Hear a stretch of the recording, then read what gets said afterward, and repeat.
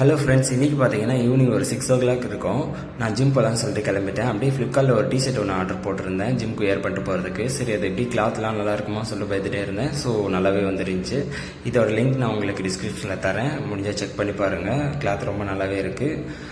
அப்படியே ஜிம் கிளம்புறதுக்கு முன்னாடி ஒரு மல்டிவிட்டமின் டேப்லெட் ஒன்று எடுத்துக்கிட்டு சரி ப்ரோட்டீன் பவுடரையும் லோட் பண்ணிக்கிட்டு என்னோடய ப்ரீ ஒர்க் அவுட் மேலே சமைச்சு சாப்பிட்டுட்டு நான் வந்து ஜிம் போயிட்டு என்னோடய ஷூ எல்லாம் வியர் பண்ணிக்கிட்டு நான் சரி வார்ம் அப் பண்ணலாம் அப்படின்னு சொல்லிட்டு ஒரு 1/2 hour வார்ம் அப் பண்ண போயிட்டேன்.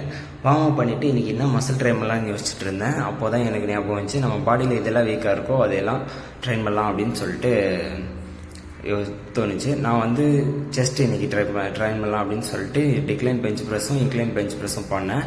அதுக்கப்புறம் சரி பேக் லைட்டாக பம்ப் பண்ணிக்கலான்னு சொல்லிட்டு பேக்கையும் லைட்டாக பம்ப் பண்ணிக்கிட்டேன்.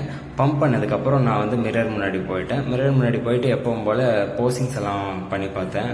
அகெயின்ஸ்ட் என்னோடய போசிங்ஸை மறுபடியும் பண்ணி பார்க்கும்போது நம்மளோட எந்தெந்த மசில்லாம் இன்னும் க்ரோ பண்ணோம் அப்படின்றது வந்து எனக்கு கொஞ்சம் யூஸ்ஃபுல்லாக தெரிஞ்சிச்சு.